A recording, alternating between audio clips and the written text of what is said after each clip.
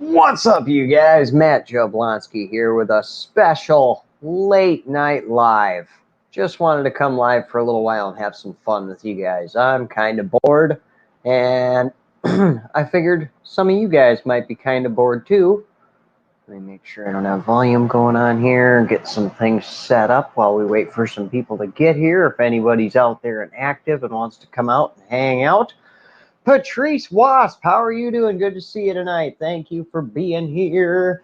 What's up, you guys? What's up? Come on in. Come on in. Hang out with me.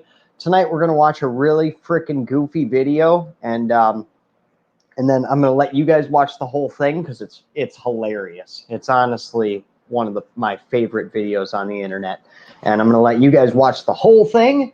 And then we're going to go through it, and I'm going to break it down a little bit, and we're going to look into it a little bit and see what's actually going on there, why it's so funny. What's up, guys? Angelica, Bobby, how are you? Danielle, how are you? Can you guys hear that ding, ding? If you can, let me know. I think I can just close that. Close that. There.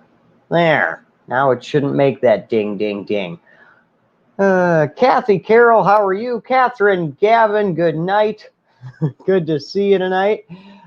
Jessica Marie, waiting on this hurricane. Oh, my prayers are definitely going out to everybody down in that area tonight, guys. It is crazy seeing that roll in on the news, and I feel very, my heart goes out to everybody down there. Definitely. A lot of things going on everywhere in the world, that's for sure. A lot of sadness out there, a lot of destruction, a lot of unrest in the whole world right now, guys. And I'm feeling it. I think everybody is feeling it.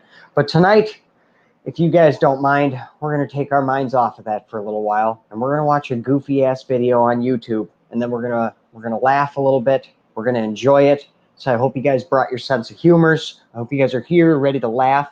You guys may have heard or have seen of this video before. It's called Master Debaters, Pot versus Meth. Now, I don't know, maybe you have heard of it, maybe you haven't. If you haven't seen it, you're going to watch it in just a second here. If you have seen it, you're going to watch it again, and it's still just as funny as it has always been. Brittany, how are you doing tonight? Jessica, God's got this. Definitely. Shasta, I need a laugh. Good. I'm here to supply some laughs, guys. I'm hoping you guys need them because I'm here with them. Pamela, this year is a total 2020. It definitely is a 2020, isn't it? Let's see. Bobby praying for everyone in the hurricane. Definitely. Can we, before we get out all the laughter and stuff, let's throw up just a whole, it's over this way. Throw up a whole bunch of hearts for everybody out there that's struggling tonight, everybody out there that's in this hurricane, anybody out there that's pushing through addiction, active or going through a detox or anything that's going on in this world. Let's send up some prayers, send up some hope, and then we will get into finding some laughter here on YouTube. Kathy very much need a few giggles. Good. All right, so it is kind of crude humor. It's drug-related humor. It's a cartoon, though. So it's not like triggering or nothing. It shouldn't be anyways. And I hope you guys can find a good chuckle out of it. Let's see, Georgia. You are awesome, Maddie. Oh, thank you, Georgia. All right, guys, I'm going to share my screen with you. So what I'm going to do is I'm going to take myself off the screen here. I'm going to let you guys watch this video, and then we'll go back through it and we'll break it down, and we'll actually talk about some of the jokes they make in there and how they are, or wait a bit, how real some of these jokes really are. All right, I'll see you guys.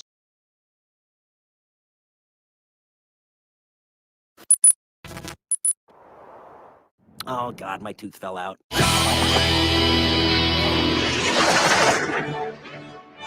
Super News presents the Master Debaters.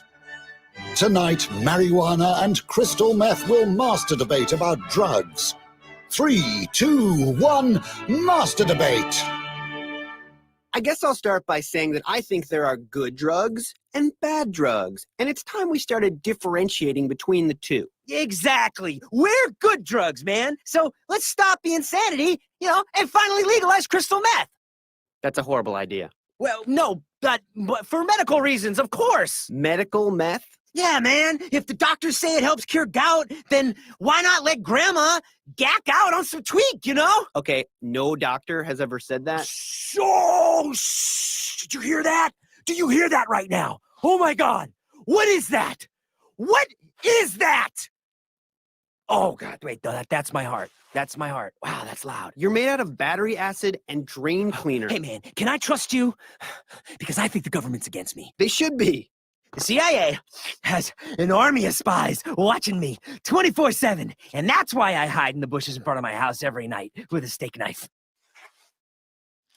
Folks, this is exactly what I'm talking about. Meth makes you paranoid and crazy, unlike pot, which is totally safe. Safe? That stuff takes away your motivation. I mean, do you even have a job like me, breaking down boxes at the Safeway 17, 18 hours a day? No, you don't. Okay, hold on one second. I need water. Just quick water. Come on, bro. Look, don't you want to have sex with strangers in truck stop bathrooms for money? How great does that sound? Oh, God, my tooth fell out. Don't you want to go to a Fish concert? No! Nobody wants to go to a Fish concert! No one wants to suck trucker dicks for money. And I thought you were cool. You were the gateway drug! Hey, come on. I'm still illegal on a federal level. See, okay, the states made me legal, but the federal government and the EPA were like, wait, no, the DEA the was... CIA okay, is behind everything! Federal, Them state, and the Mason! no, and it's look, all okay, connected, I'll be honest, bro! I don't know and who they're votes always on watching it, us, so there but ain't the nothing government- we can the do because California they know law says that everything. You get what I'm saying? Wait, what were we talking about? I need to borrow $25,000 from you or someone What? you know. Why do you... Can you make that happen? No, I absolutely not. I need you to burn down my sister-in-law's house tonight. What? Tonight. And it's got to be tonight. Why does it have to be tonight? And I can't explain anything else to you. Okay, I should just let you talk because Well, you're sort of look, digging your own grave Are you here. going to help me or not? I think I won. Yeah, pretty sure I won.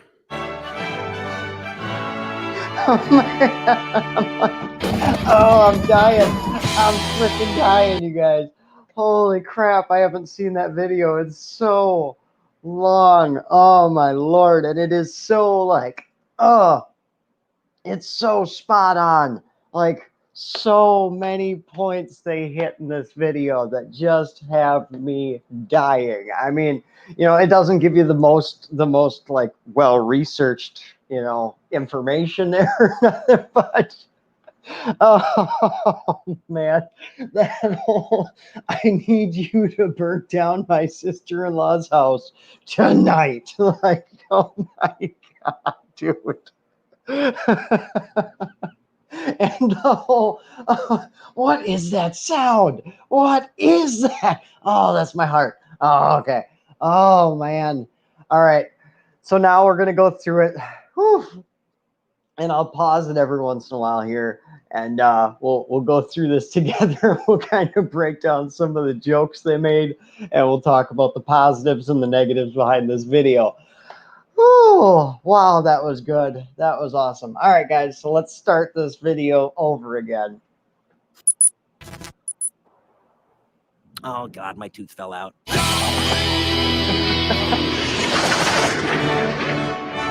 Super News presents the Master Debaters. Tonight, marijuana and crystal meth will master debate about drugs. First, I just want to point out the itching. Right away, I want to point out the itching that Meth is sitting there scratching himself. I think all of us have seen that. Oh, man, I just got to get another hit or something, just the itching already. Already, they're spot on. 3, 2, 1, Master Debate. I guess I'll start by saying that I think there are good drugs and bad drugs, and it's time we started differentiating between the two. Definitely true. Definitely true. There are good drugs and there are bad drugs. And then I don't even know necessarily if even that I would agree with. I believe that anything can be villainized, anything can be demonized. But when we're looking at this little dude right here, this little meth shard right here, as far as I'm concerned, that drug is 100% pure evil. That I can tell you from personal experience. So I guess I would say this little dude is definitely a bad drug, but we'll talk about that more as this goes on. Exactly. We're good drugs, man. So let's stop the insanity, and finally legalize crystal meth. That's a horrible idea. Well, no, but for medical reasons, of course. Medical meth? Yeah, man. If the doctors say it helps cure gout, then why not let Grandma yak out on some tweak, Okay, no doctor has ever said that. Sure. And just so you know, I did look that up. No, meth is not like a thing that cures gout or that helps with gout or anything like that. There's no truth behind that whatsoever. But the thing he was saying about medical meth is actually a real thing. There is a prescription methamphetamine. I believe it's Desoxin. I can't think of the exact name of the prescription, but you could look it up on your own. There is such a thing as prescription methamphetamine. It's used for ADHD and for a few of those, like that kind of thing, for mental illnesses. It's very extremely rare that it would be prescribed anymore these days, but it is actually a real thing. Oh, shh! Did you hear that? Do you hear that right now? Oh my God! What is that? What is that? Oh God! Wait, no, that's my heart. That's my heart. Wow, that's loud. You're made out of battery acid and drain cleaner. Hey man, can I trust you? Because I think the government's against me. They should be. They should be. I love that. But right there, there's more stuff that he was saying that was true right there. I mean, just that paranoia when you're a meth head, and the heartbeat being so loud that you're actually like hearing it in your head and you could feel it. Like, I remember that so bad. Like, I had to go to the hospital one time. This is not a funny story, but I had to go to the hospital one time because I thought I had gotten drugged, or like I was doing drugs, but I thought somebody had poisoned me in the drugs that we were doing. So I went to the hospital, and my heart was beating so fast. I can't remember what my heart rate was at, but like the nurses were like blown away that my heart was going that fast. And like my girlfriend at the time could feel my heart beating out of my chest. Like, that's a real thing. The CIA has an army of spies watching me 24/7, and that's why I hide in the bushes in front of my house every night with a steak knife. Folks, this is exactly what I'm talking about. Meth makes you paranoid and crazy, unlike pot, which is totally safe. I mean, that right there is, I mean, I think we all know is not exactly true. Like, marijuana is not completely safe. This was obviously made by someone who's extremely pro marijuana. I mean, I'm pro marijuana myself too, but I mean, it's not completely safe. And obviously meth or marijuana causes some issues with paranoia and things itself. But as far as the meth delusions and as far as the meth psychosis that is caused, you're not going to see that with marijuana, but still a hilarious comparison there. Safe? That stuff takes away your motivation. I mean, do you even have a job? Like me, breaking down boxes at the Safeway 17, 18 hours a day? No, you don't. even that, breaking down boxes behind the Safeway for 18, 19 hours a day, like, even that just cracks me up, because like I knew so many guys back in the day that like worked at gas stations and shit, and it's just another, he's making fun of marijuana for not having any motivation in his life, but he himself is in a dead-end job that he would probably work for freaking years and probably get fired from. You know what I mean? Like, this whole video is so spot on. Okay, hold on one second. I need water. Just quick water. Come on, bro. Look, don't you want to have sex with strangers in truck stop bathrooms for money? How great does that sound? Oh, God, my tooth fell out. Don't you want to go to a fish concert? No! Nobody wants to go to a fish concert! No one wants to suck trucker dicks for money. And I thought you were cool. You were the gateway drug! Hey, come on. I'm still illegal on a federal level. See, okay, the states made me legal, but the federal government and the EPA were like, wait, no, the DEA was... CIA okay, is behind everything! Federal, Them state, and the Mason! no, And it's look, all okay, connected, I'll be honest, bro! I don't know And who they're votes always on watching it, us, so but there the ain't nothing we government- can do! the Because they California know law says that- everything! You get what I'm saying? Oh my God. Oh my God. That whole... the That whole scene right there. I love every bit of that. Like, it really shows not only does it express the confusion towards laws of marijuana in this country and how, like, yeah, it's legal at a federal level, but it's illegal at a federal level, but it's on 29 states in the union now have legalized it in some form or another. Like, that whole rant, and then the CIA is behind everything. And how many of us knew somebody that was just like paranoid out of their mind on methamphetamine or any kind of amphetamine and was into like those conspiracy theories, stuff like that, the whole 2012. Oh, man. Oh, this whole video, man, I'm telling you. All right, back to it. Wait, what were we talking about? I need to borrow $25,000 from you or someone What? you know. Why do you... Can you make that happen? No, absolutely not. I need you to burn down my sister-in-law's house tonight. What? Tonight. And it's got to be tonight. Why does it have to be tonight? And I can't explain anything else to you. Okay, I should just...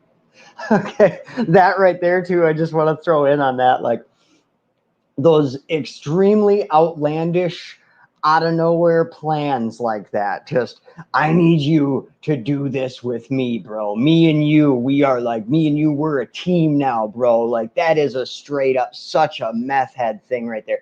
And that was one thing that used to drive me nuts, actually, through my active addiction, was the empty promises that people would make and these fake goals that they would come up with, like, me and you, bro. Like, I remember even being in jail and a couple of us being like, dude, when we get out of here, man, we're gonna steal a camper and we're gonna go across the country, bro. I got a friend out in the mountains and blah blah blah.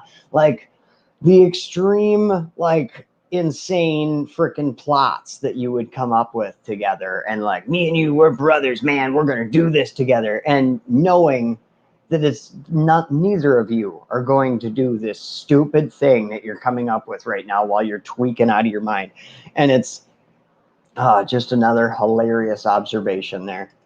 Just let you talk because Well, you're sort of look, digging your own grave Are you here. going to help me or not? I think I won. Yeah, pretty sure I won. Me too.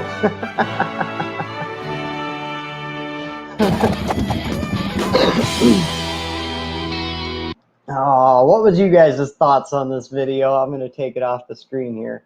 Holy man, does that video crack me up, man. Wow. Wow.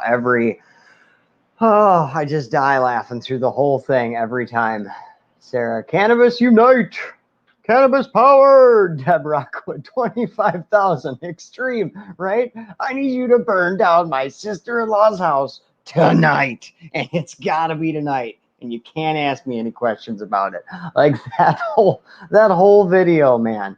Holy crap. Let's see, Jennifer Whalen. I'd rather see people on medical marijuana than subs or buttes. Yes, I agree 100%. Hardcore pharmaceuticals are a nasty route, in my opinion. Kathy, a person had to go to pot dealer where you ran into other drugs. Yes. Let's see. Kathy, in the dumpster looking for the other shoe. Let's see.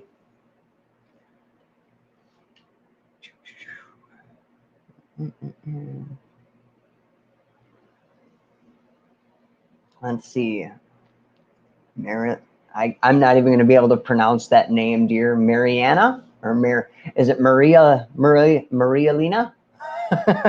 Let's see. I skitzed out and tried hang jumping out my second floor bathroom window. I started falling and held onto the cable wire, only it started pulling out the wall.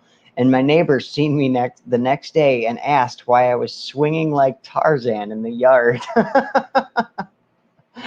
Nice. Let's see, Kathy Carroll. I too am all about CBD and medical use. Yes, me too, definitely. I'm all about holistic or herbal remedies. Dana, oh my God, the government helicopters, undercover police following while you're high. Right. Everybody was out to get you while you were high. I remember being with people and having them like freak out. Like, we'd be driving at night, and like there's a car where it's pitch black, pitch black, 4 miles. And like a car would come up over the hill, like a mile behind us, and they'd be like, oh, that's a cop, bro. I can tell. That's a cop. I could see by his headlights, man. That's a cop. And it's like, really? You from way up here through your tweaked out eyeballs staring into that tiny little mirror, you know that that's a cop back there? Brittany, oh my God, that's accurate. Right? The whole video is just so hilarious. Crystal, how are you tonight? Good to see you. If you guys missed the beginning of this video, you'll have to catch the replay on this and see the cartoon that we just watched. It was freaking hilarious. Oh man, we watched it and then we broke down all the jokes that were being made. Lisa, I'm so sad about losing friends to addiction. It is like, that is one of the worst things about addiction, is the friends that we lose, you know, and the people that are still out there. Part of it can give us kind of a survivor's guilt because we found recovery and they didn't, you know, like why did I deserve recovery and they didn't? I had a friend of mine tonight, Corey Getska. He made a post. And he said he wished there was just some kind of a magic wand that he could wave and just take away people's addiction. And, you know, and I thought about it, and that's a beautiful idea. Really is. And I understand the concept behind it, that you wish you could just take away all their pain and all that misery and all that sick and suffering. But then I started to really delve into it, to what would that mean if somebody were to be able to just go from a hardcore addiction, you wave a wand and poof, their addiction is gone. Where would they be left? Where would they go from there? And how would that affect their mental ability? You know, like I took this on a real level and started thinking about like, what would that mean to a person to go from hardcore addiction to recovery, like a snap of a finger? And as I've said in the past, if you took me from where I was in my active addiction and overnight I woke up right where I am today as a motivational speaker for addiction prevention and recovery with over 8,000 followers on Facebook, and got all these awesome things coming up on the weekends and all this great stuff going on in my recovery, I would have freaked out and I would have ran back out. But, you know, if we were to just say, you know, snap your fingers and they're in recovery, but, you know, they're still right where they are in their life. They're just now they no longer want the drugs. They no longer crave for the drugs. Where does that leave them to? They haven't separated from the friends that they had in their active addiction. They haven't separated from the toxic people. They haven't had a spiritual awakening. They haven't discovered anything about themselves. They haven't had to go through a horrific detox that led to going through pause and going through that pink cloud in the early stages of early recovery, and then having that giant epiphany and the wake up of finding your higher power and making amends as you go. Like, without all of that, where would you be? Without all of those things that we went through that led us to where we are now, how great would you be? How good would you be? You know, I feel like those are like those early recovery days, that detox period, all of that when you step away from addiction is like a rite of passage. It's like, if you didn't get to go through that, like, you know, you really need to go through that. Like, and I've said this a lot lately, for some reason this keeps coming up, but when a butterfly is coming out of its chrysalis, and it's cocoon, but a cocoon is actually a moth thing. A chrysalis is a butterfly. So when a butterfly is coming out of its chrysalis, when the caterpillar goes into the chrysalis, it doesn't actually, like, I used to think it went in there and that it just grew wings in there, you know, that it just changed form. What actually happens inside of that chrysalis is that it turns the entire caterpillar back into goo. Like, the whole thing gets dissolved. The chrysalis is almost like a stomach, and it dissolves the caterpillar back into a goo and completely reforms into a new insect, into the butterfly. Now, when the butterfly starts to emerge from its chrysalis and starts to break free, if you were to come up right when it's doing this and you were to see the butterfly coming out of its chrysalis, right? And let's say, I mean, like seconds, it's seconds away from coming out of this chrysalis, spreading its wings and flying away.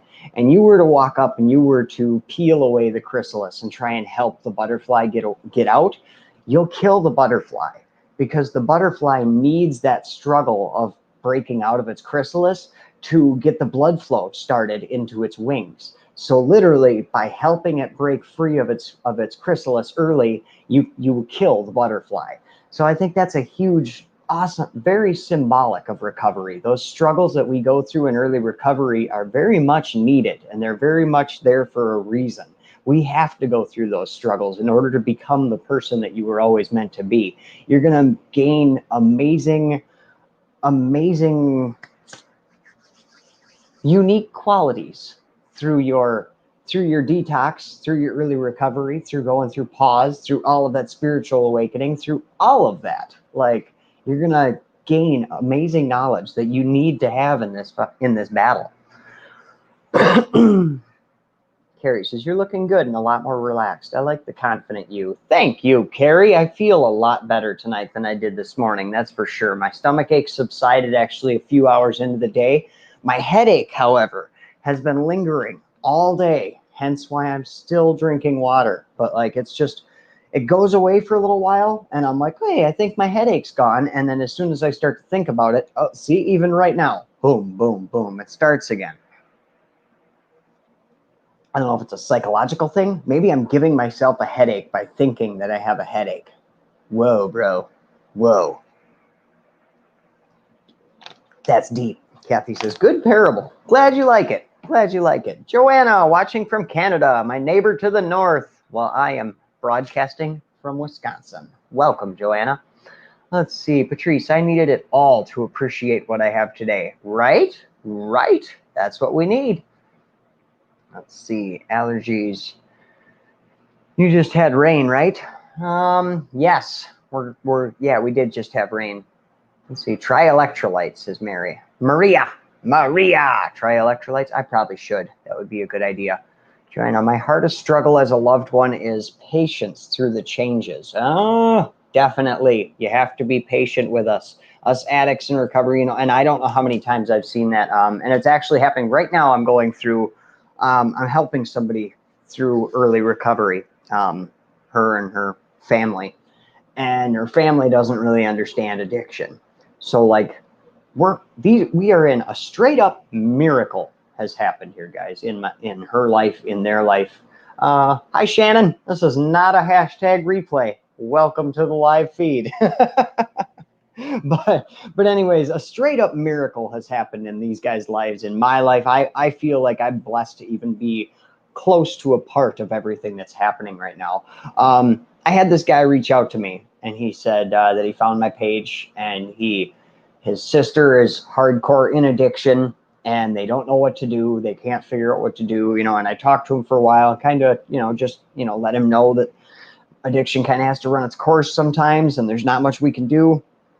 And he said, if I give you her number, would you reach out to her? And I said, I normally don't do this. I don't like to do that at all. But for some reason, I said, all right, give me your number and I'll send her a text. I'll try, So I reached out to her. I sent her a message, said that I was a friend of her brother's and that he said that she could really use somebody to talk to. And if she wanted to talk, I was here. And I got a message back and she said hi. And she said she didn't even know where to start and kind of like started to tell me a little bit about herself, but said she didn't really know where to start. So then, so I kept talking to her a little bit, kept the conversation going, shared a little bit of my story with her and heard a little bit of her story as we went, and slowly just started talking to her and her talking to me. And I found out through talking to her that she was not in a stable environment. She did not stay in somewhere where she's safe. In fact, she was in extreme danger staying there.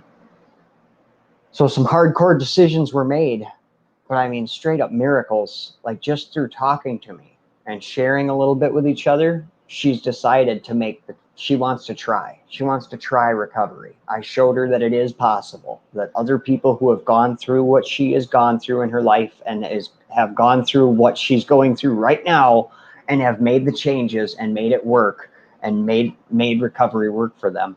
And she wants to try it. She's actually in day 2 right now of detox. She was taken by ambulance tonight because she has been gung-ho sticking to her guns that she wanted to do this at home against everyone, including myself, against all of our advice. She's been saying that she wants to do this at home.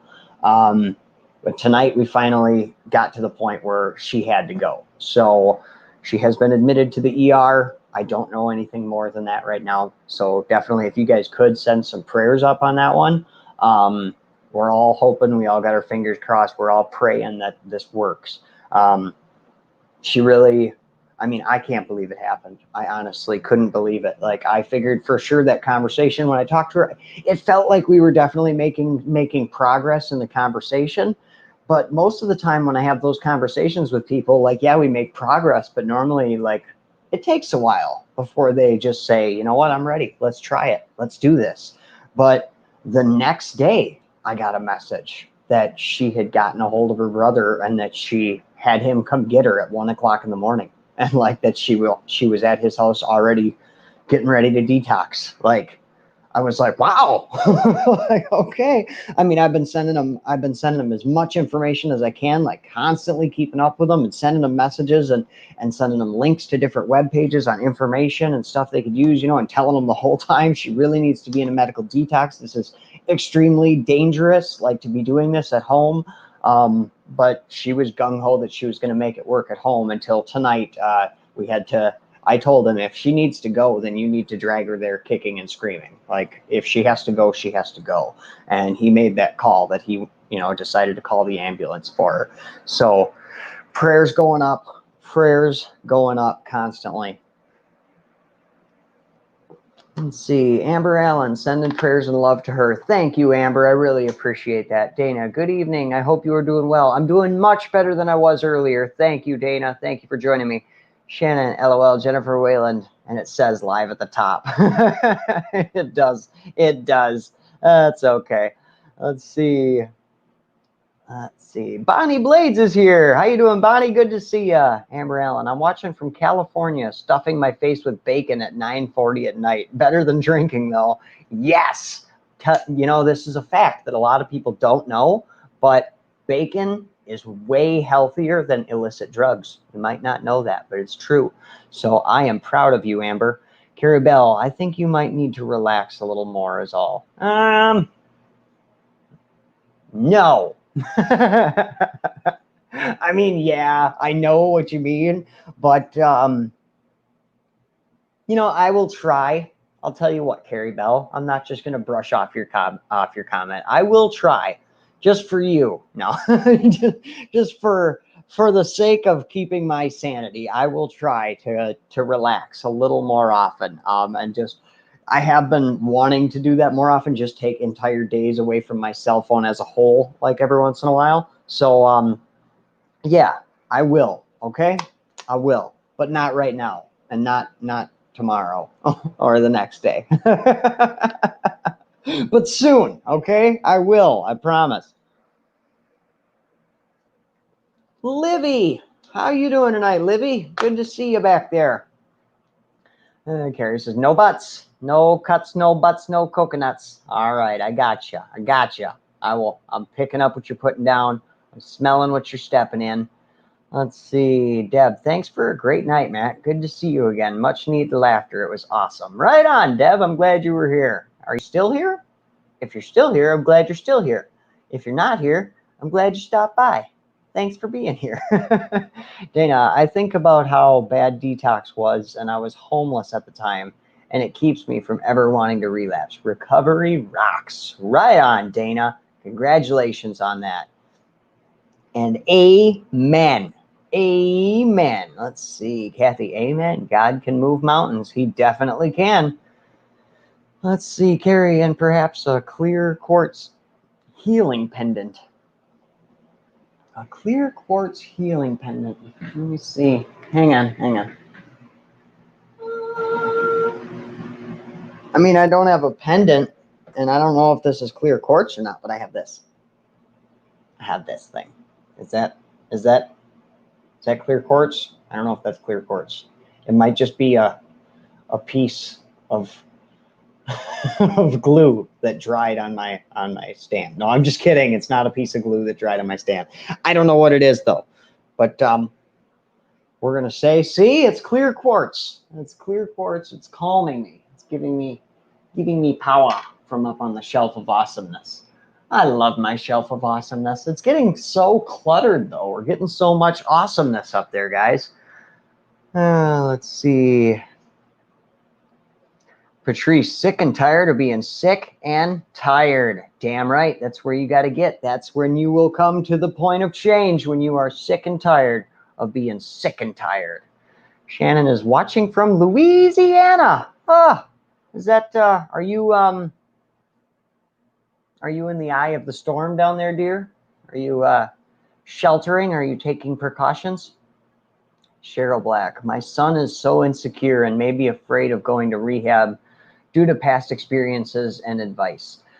Has he been to the shitholes of rehabs in this country, or in this world, I should say? Because there is a whole area of rehabs in this world that people don't really know about and don't talk about. And it's, I mean, it gets talked about, and some people do know about it, but there's a lot of rehabs out there that are not cool, and that are not freaking cool. Like, you go there wanting to find a solution, wanting to find help, and you end up coming into an extremely toxic environment where you're not as watched as you would think, and the counselors don't know anything about medicine, and a lot of times it's just a bunch of addicts thrown into a house together. Like that, there, if it works, it works. If it don't, it don't. I mean, it's disgusting, the world out there. I mean, people ODing in the bathroom and stuff because there's no counselors, there's nobody there. It's just kind of a, you watch each other kind of thing. Like, it gets bad. It gets really bad. I mean, that environment could work if you really wanted it to work. I mean, honestly, it really could. And if you were like Superman for willpower, it could work. I'm sure there's a few people out there who would say that that's the kind of rehab they went to and it worked for them,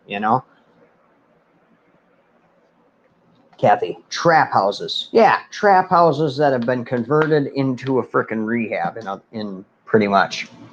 Amber, the ER is a scary place to detox. It's definitely a memory that sticks in your mind. Well, it doesn't really matter where you detox. You're right, though. That is definitely, those bright lights and having people around you that you don't know and all that, the whole thing. And I mean, I'm sure they're going to strap her down. It's going to be a bad event. She might not know what's happening. She might think they're there to hurt her. But it doesn't matter where you are.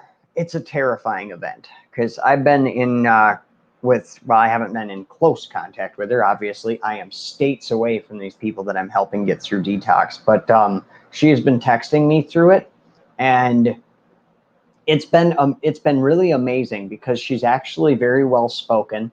She actually has a wonderful ability for writing, and she's been very good at communicating how she's feeling in the moment through her detox to me in text message. So it's been scary. It's been beautiful, because somebody's trying. It's a trying addict, and I absolutely love a trying addict.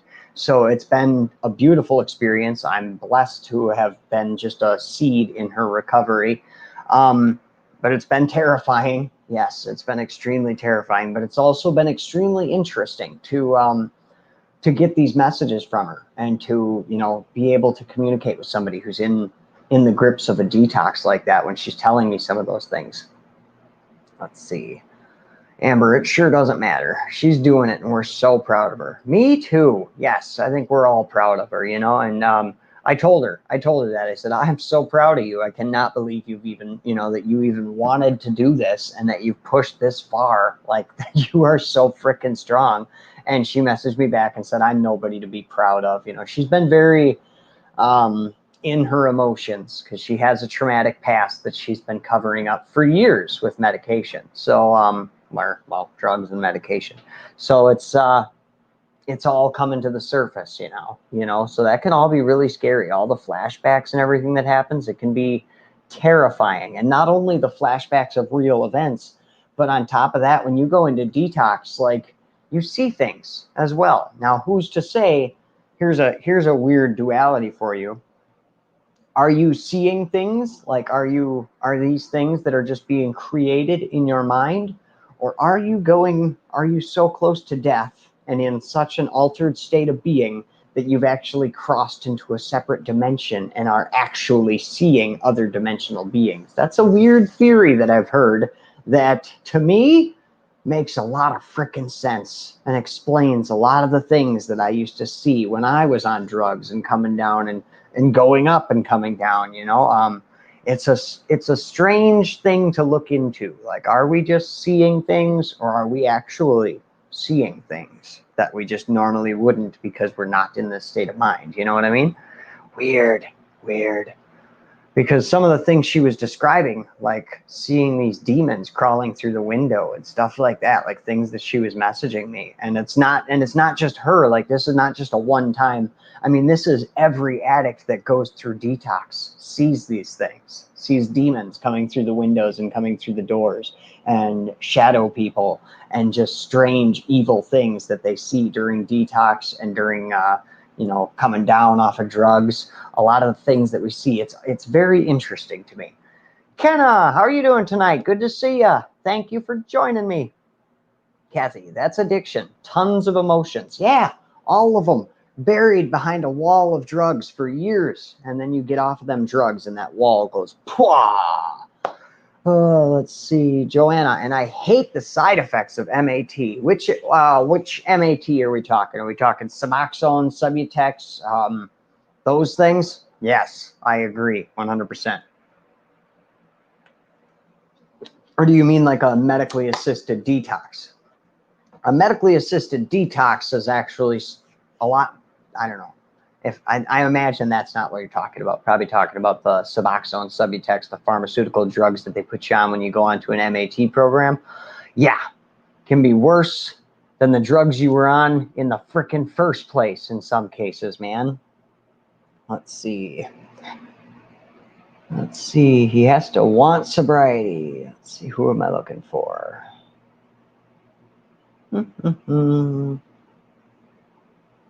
Just scrolling, guys, looking for some comments. What's up, Cody Russell? How you doing? Joanna says methadone. Oof, yeah. Now there's some hardcore come downs for you.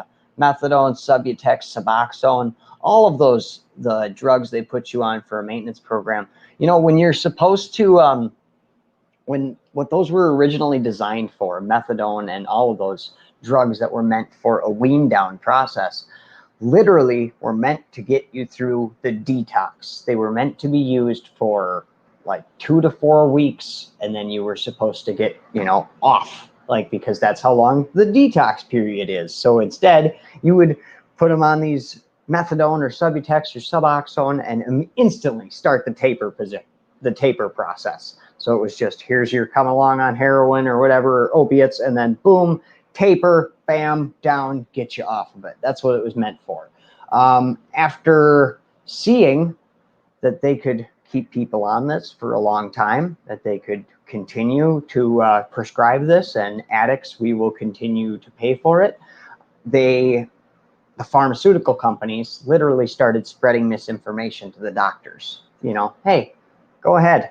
You can run these prescriptions forever. Go ahead, prescribe somebody these for years. Yeah, get them on it, get them on it and keep them on it. That's a good idea. They should probably, let them stay on it for a while if they want to. That's a good idea.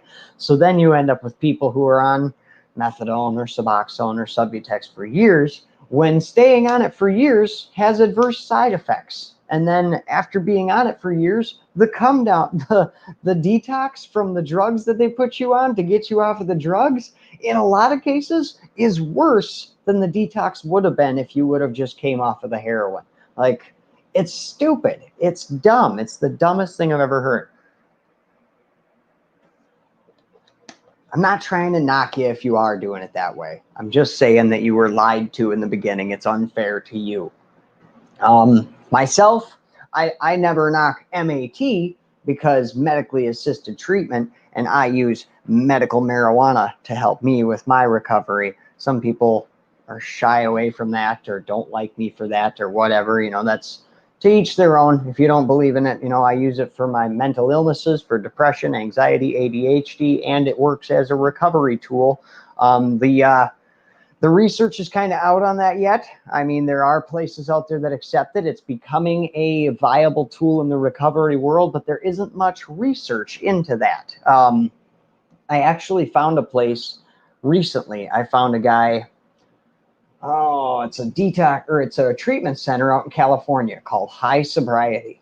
And they are kind of coming up on the cutting edge of doing a lot of research into like a medical marijuana regimen that would help you wean down off of harder drugs. Because like up until recently, it wasn't even thought of. Like, people were like, if you would if I were to even say that, like 5 years ago, 10 years ago, if I were to even say that, you know, hey, I'm in recovery from meth, but I use marijuana, I would get laughed right off of here. I probably would have my page shut down.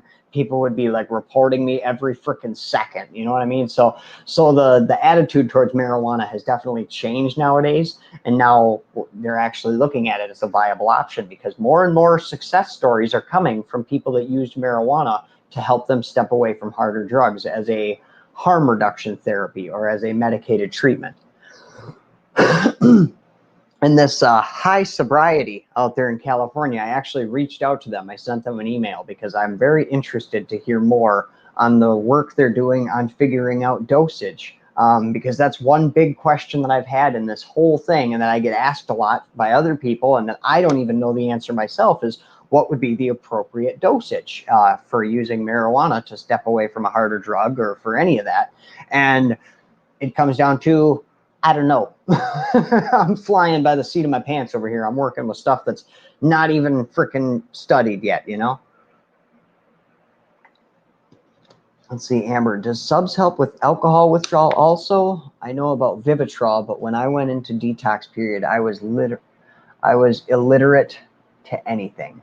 I'm not sure if they use Suboxone for alcohol withdrawal. If anybody here knows, you could let me know. I've never actually had a problem with alcohol or been an alcoholic. So I've never been to the hospital for alcoholism or anything like that. Never had to go through the withdrawal, so I don't have any personal experience on that. Brandy, I just did it cold turkey and I changed people, places, and things. And yes, Maddie, I use medical marijuana as well for ADD, PTSD, anxiety, and depression. You know, that's the cool thing, you know, that's where we started to realize that marijuana could really be a viable option for the recovery community because it's like, what are some of the symptoms of withdrawal and detox from different drugs? Well, loss of appetite, restless sleeping, irritability, depression, PTSD, anxiety. Okay, what are some of the things that marijuana use treats? PTSD, anxiety, depression. Gives you the ability to want to eat. It will put you to sleep. Like it gives all the active components of marijuana are exactly the opposite of the come down effects of other drugs. So that's when it really started to raise eyebrows as to, hey, maybe this could be a thing. And the whole harm reduction therapy thing is really getting a lot more looked at these days. Kathy, I live here in Washington. So many choices. Yes, you know, but until marijuana is removed from the Schedule 1 drug list in America, the research is still kind of going to be not really viable, you know, in this country. Most of what we know about medical marijuana and things like that comes from Israel, is where we get most of our information on the research that's done on marijuana, because it's still listed as a Schedule 1 drug in America, which means it has no medical value. I know. I can't believe how they can even still, how we even have not changed that, how that's not even, I don't even see that like being on the docket of discussion of taking marijuana off of the Schedule 1 list. Like, it doesn't make sense to me that it's still there.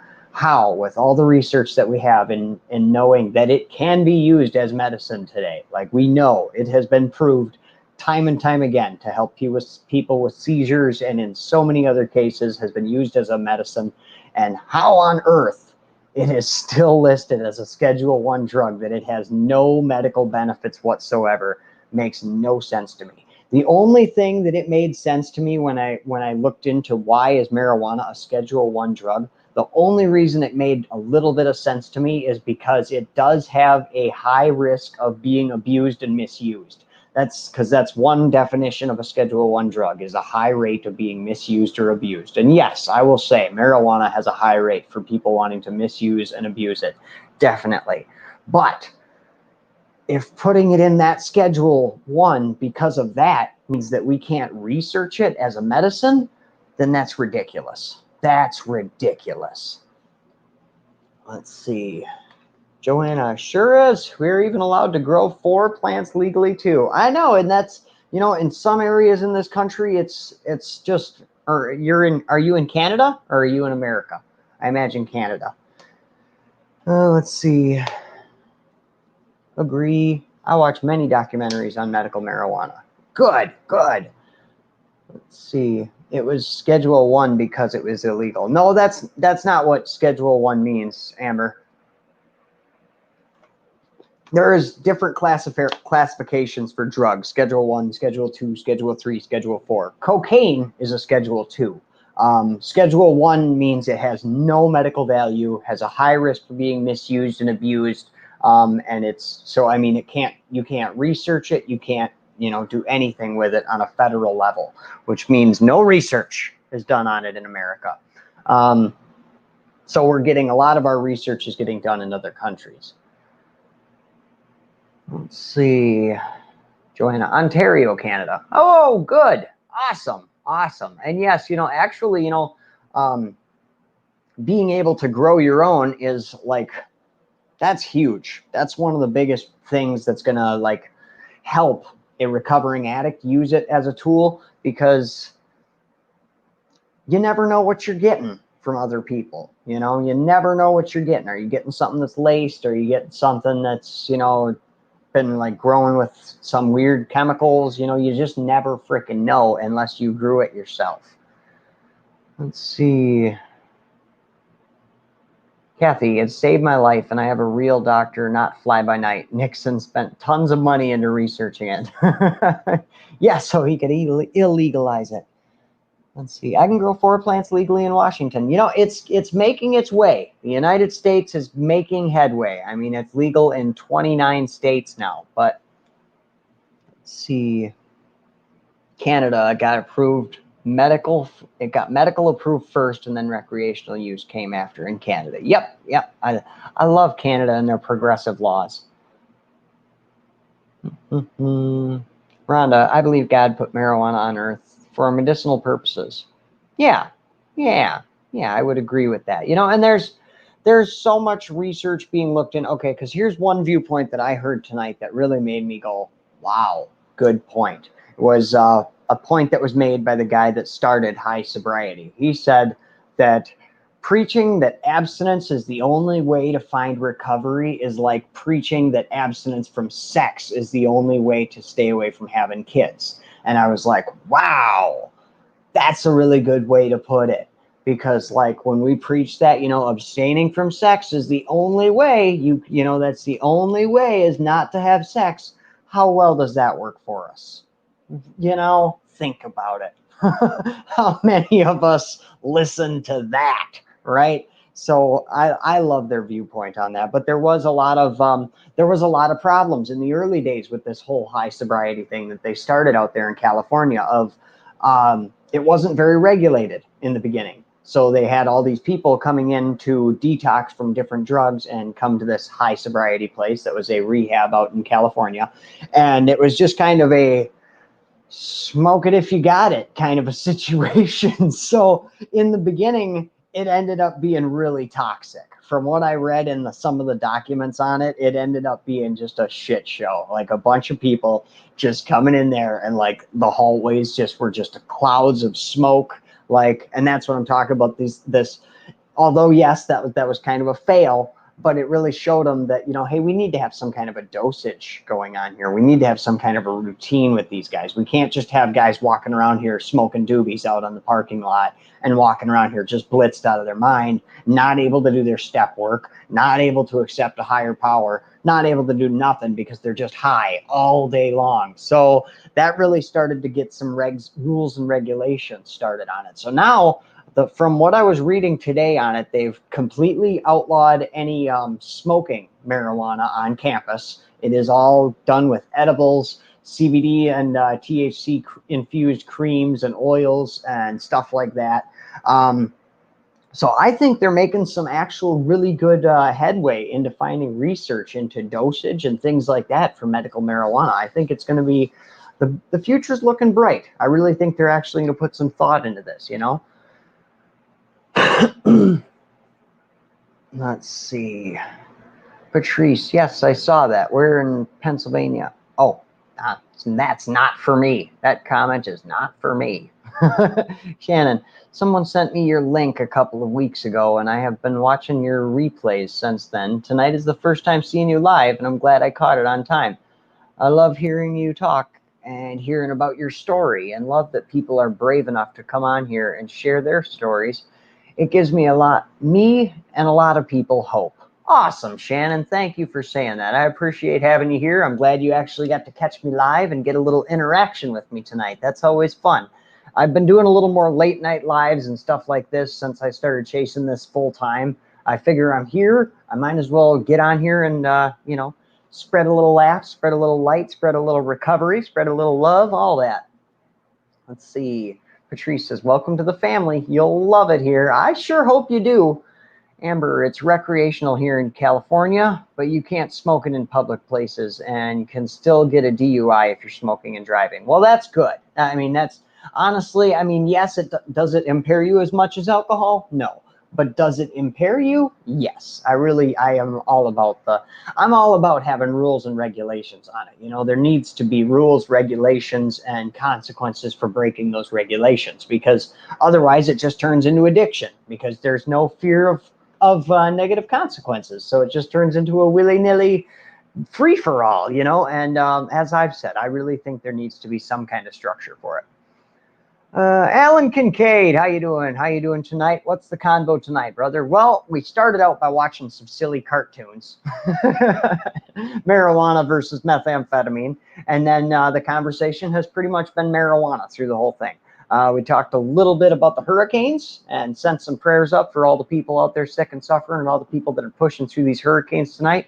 But so far, just reading comments and just going with the flow, brother. Going with the flow. Welcome to the feed. Brandy, during my stay at the treatment center, I could not use marijuana at all, so I waited till I was out after a year there. Well, that's awesome. Well, that's really cool that you were able to make it a year of abstaining. Still, I'm guessing in that time, here's a thing that always I get people with, okay? Like, because people will say, well, if you're using marijuana, you're ignoring all the negative consequences, so then it's still an addiction. You're still using a drug you're ignoring because there is negative consequences for smoking marijuana, right? There are negatives to it. And their battle is that if you're doing it, then you're obviously ignoring the negative consequences and you're using it anyway, so you're still addicted. And to that, what I say is that there's a big difference between ignoring negative consequences and weighing the pros and cons. Like in my case, I have weighed the pros and cons of using marijuana in my recovery. And for me, personally, happens to be more pros than cons. For other people, they may say, no, I got way too many cons. And if that's your case, if you said, no, there are so many cons, like too many cons for me, but I'm going to smoke it anyways, then yes, you're ignoring the negative consequences. But if you actually weighed it out and made an adult decision that you would like to use marijuana, then that is not the same as ignoring the negative consequences. Kathy, moderation in anything. Well, some people just have a problem with that right there. Moderation in anything becomes a problem. If you can, get to a point like where you're keeping an eye on things. And I actually was talking about this not that long ago, that addiction is actually like, it's a natural thing. Pretty much everybody in this world is an addict, whether they know it or not, whether they like it or not. It's almost like it's a spectrum. Either you're light on the spectrum or you're heavy on the spectrum. People who are light on the spectrum maybe buy a few more scratch-off tickets that they're not supposed to, or maybe they, smoke too many cigarettes, or they spend too much time on Facebook. That's, you're light on the spectrum. People who are heavy on the spectrum, we find ourselves laying face down in a gutter with a needle in our arm, and there's all kinds of room in the middle there for people to be on that spectrum too. And I also believe in chemical imbalances. I also believe in people having a certain drug, a drug of choice that unlocks their demons, because I've met people in this world like,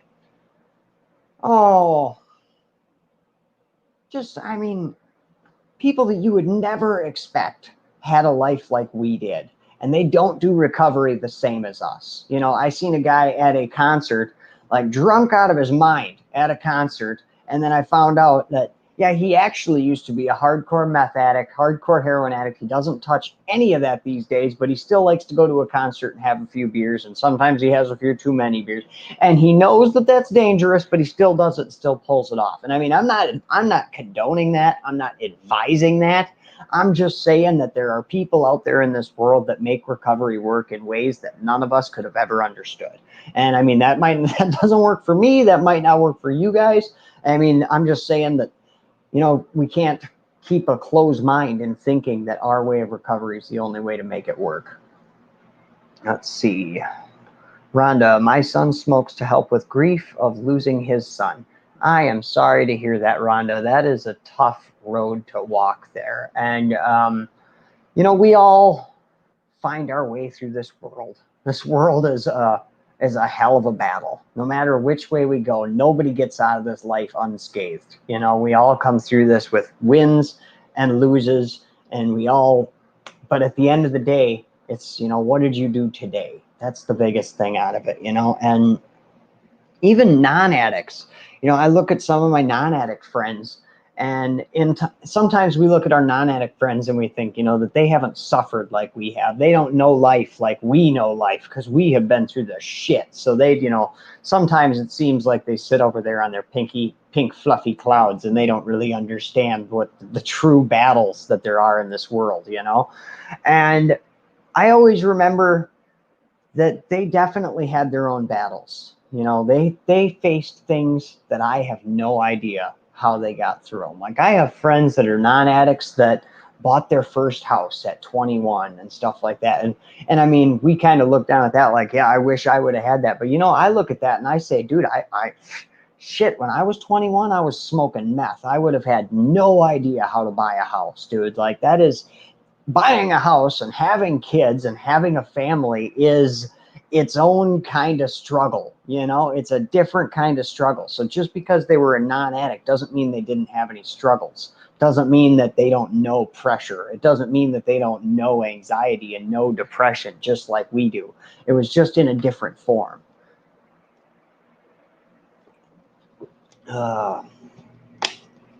Shannon says, yes, you're absolutely right. I think that a lot. Good. It's good to think about all that stuff. Kathy Carroll, I, as an alcoholic addict, I abstain from booze and drugs and find inner peace, happiness, living life on life's terms. Beautiful, Kathy. Beautiful. You know, and I love that there's so many different ways into recovery. I love that there's so many different views on it. I love that there's so many different roads and avenues that you can take, because for so long I thought, and this is a big reason why I went the road that I went down, because I didn't see any success cases, all right? I never had seen success cases. Everybody I ever seen, you know, maybe started doing meetings for a little while, and they were back out smoking meth real quick. Or they went to rehab and then didn't do any aftercare, didn't do any meetings or anything like that, and they were back smoking meth. Before I knew it, I was seeing them again, you know? And I seen that time and time again. I seen people go out and then come right back. Well, nowadays it's go out like they're going back out into using. But back then it was, okay, I was watching these people go try to find recovery, and then pretty soon they were back in the circle smoking meth with me again, you know? And I seen that for so long. And then when I finally tried to make it work, 100% abstained for, how long did I make it? I want to say 90 days. It might have been 60 days. I can't remember if it was 2 or 3 months that I made it. But I made it 30 days in jail. And then when I got out, I stayed clean, completely sober for like, I want to say 2 more months after that, but it might have just been a month after that. But the pressures of everything were just insane for me. Like my depression, my anxiety, my fucking ADHD, like the drugs were just constantly, I mean, it was just constant cravings for those 2 months. And they started to subside around that. Yeah, it was. I was coming up on 90. And the cravings and everything started to subside. I was still living at my dad's house, and I wasn't making any forward progress, obviously. I was still very much an active addict in my mind. I was just trying not to be. And I decided, you know, I'm sitting here all the time. I'm bored. I got this whole recovery thing. I got this. You know, I'm coming up on 90 days. I got this, dude. I don't, you know, you know what I need? I need to find a TV show to get into because I'm so bored all the time now that I'm coming up on 90 days clean and definitely got this in the bag, you know, never going to slip up ever again. So I'm like, you know, I'm going to find a good TV series to get into on Netflix. And what does my recovering addict freaking meth head brain think? I'm going to start watching Breaking Bad. That sounds like a good show for a guy who's coming up on 90 days clean to get into, doesn't it? Why wouldn't you want to watch Breaking Bad when you're coming up on 90 days of meth free? Why wouldn't you want to check out a few episodes of a show where they make methamphetamine? You know, I mean, that's the logical choice. You know, what else are you going to watch? You might as well watch people make meth, right? So I turned on Breaking Bad. I made it halfway through the first episode and I was on the phone getting a hold of the dope man. And I relapsed and I was gone for years again, guys. I was gone for a long time again after that. I went back out and it wasn't until the next time that I found recovery in Price County Jail on those 97 days that I went and sat those fateful 97 days from February 3rd, 2017 to May 10th, 2017, those fate-filled 97 days. And they were awesome. And I went to NA meetings every week. And I had a lot of big wake-up calls that happened in those 97 days. I won't go into too much detail on that. But the main thing that I learned when I got out, I had this thought, like, and I know I hear a lot of people say that they had this thought and that this was the thought that slipped them up. This was the thought that screwed them up, you know. But for me, it wasn't. I had this thought that, what if I just smoked weed? What if I just went down to smoking weed and I didn't do anything else? Like, could I make that work for me? Because the guy, here's the thing, the guy in the NA meeting, I don't think he meant to plant this seed in me, but he said this. He said, you know, I told him that was kind of my idea, that this time I was going to try smoking weed and just, you know, and not get back into the meth. I think that would help me, you know, with the cravings and the horrible memories and the horrible things that I went through the first time I tried to get clean. I think it would help me to smoke a little weed this time. And he said, you know what, I'll tell you, that hasn't worked for a single person that I know, but you know, you might be that one guy. You might be that special case that works for you. And I think he was trying to like say, you know, hey, I know you think you're special, but you ain't special. That doesn't work for anybody else. It's not going to work for you either. But the way I took it was, I'm going to be that guy that you meet that made it work for them, you know? And so far it has. So far it has worked just fine. I've made it over 3 years this way. I can't, you know, am I doing it perfect? I don't think so. I doubt it. Is it working for me so far? Yes. Does that mean it's going to work forever? No. Does it give me a guarantee that I won't relapse? No. But does 100% clean give you a guarantee that you won't relapse? No. Like, there is no way to get a guarantee that you're not going to relapse in this world. So I figure it didn't work that last time I tried it with 100% sobriety. This time I'm trying it this way. If it slips up this time too, I mean, this time I made it a lot farther than I did the first time. So this time, if I make it, you know, however long and it slips up, well, then I guess we'll try it a different way next time. But I'm just trying what's worked for me. So far, it's been good. Not trying to say anybody else should try it my way. In fact, I advise you to find a program or do it some other way. Let's see. Amber, you don't have to answer this if you don't want to, but do you manage your ADHD with pharmaceuticals, or do you feel like marijuana or CBD helps the same? My 12-year-old is ADHD, and I am afraid of him being on medication for it. It also scares me because I know as a gene in both sides of the family tree that there are strong addiction ones in there. Well, I do not use pharmaceuticals. I am hardcore against big pharmaceutical companies, and I hate everything that they do. So I use marijuana, and that has that has definitely been enough of a medication for all of my mental illnesses. I still have coping skills that I use on top of that too. And I still have added a whole lot of spirituality to my life, and a whole lot of religion to my life, and a whole lot of recovery to my life on top of that. So it's not just like I just dropped the methamphetamine and I picked up the marijuana and I just didn't work on anything else. I mean, it's definitely still a lot of work. And just because you're medicating your mental illnesses doesn't mean they're completely gone. You know, they are still there. You're medicating them. So you still have to have coping skills for how to deal with those things. But I would definitely be scared of, like, I don't know. I don't believe in medicating children. I really don't. So I'm the wrong person to ask. If you're considering medicating your child, I'm the wrong person to ask, because I don't even believe in giving them CBD. I mean, well, I don't know, herbal stuff maybe, but even like marijuana is iffy to give kids, because it can really screw up the development of a brain, and your brain isn't finished developing until your early 20s. So I can't say that you should, let your kid use marijuana or anything like that. But I am against putting kids on pharmaceuticals, because I think you should just let their brain develop and let them see, who they're going to be one day.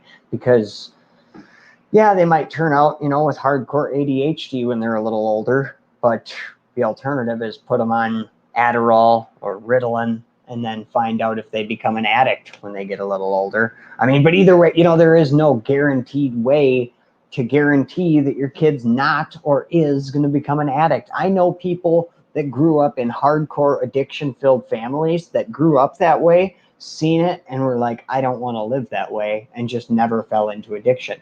And then you have me, who I grew up in frickin' Mayberry. I grew up in a little town up north Wisconsin, population of around 300 people. I didn't even know what weed looked like until I was a teenager. I didn't even know that we had meth or heroin in that tiny town. Like, to me, that was like big city stuff. I had no idea that that was in my area until around age 17 when I tried it for the first time. So, like, you know what I mean? It doesn't, like, there's no formula that adds up to being an addict or not being an addict. We can try our best to try, things, but there is no one way to tell. Crystal Nap, I can't smoke marijuana. It leads to other things for me. Marijuana gives me anxiety anyways. Right on. I could definitely relate to that, or not relate to that, but I could understand that. I've heard people say the same thing, that marijuana makes them want to use other things, and I've heard that the increased heart rate from the THC increases people's anxiety, sometimes causing paranoia, sometimes causing panic attacks. Amber, I used to smoke it occasionally, but it does that to me now too. It gives you the panic attacks too. Well, here's the, I don't want to try and say anything like that. If it doesn't work for you, then I'm not trying to say, well, try this. But the marijuana that is available nowadays is not your grandpa's weed. Like, weed back in the 70s, 80s, early 90s even, was a lot different than the marijuana they're growing these days. With it being legalized in so many states and in so many countries, like, they're doing a lot more research into how to pump out more potency out of it, So I mean, the weed you're getting nowadays is coming right out of the plant, is coming with a lot more THC than it ever did in the past. So the whole one-hit wonder thing, it's a real thing these days. Let's see. Josh and Lori, my goodness, I missed a good topic, huh? You missed a great video, guys. You guys need to catch the replay on this whole thing, because not only would the topics through this part been awesome, but at the beginning we watched a cartoon, and it's freaking hilarious, and you may not have seen it before, so you guys definitely need to catch the replay. Watch that cartoon that we watched. We watched the cartoon, and then I did a breakdown of all the different jokes that were going on there. It was super cool. It was super cool. But I am going to let you guys go. It's been over an hour now. I love you guys so much. Thank you guys for joining me here tonight and hanging out with me for a while. If you guys want to come back and hang out with me tomorrow, I'll be live at 10 a.m. in the morning. I know, it's already 12:30. How the hell does this guy do it, right? But I will be back at 10 a.m. Until then, stay happy, stay healthy, and stay clean.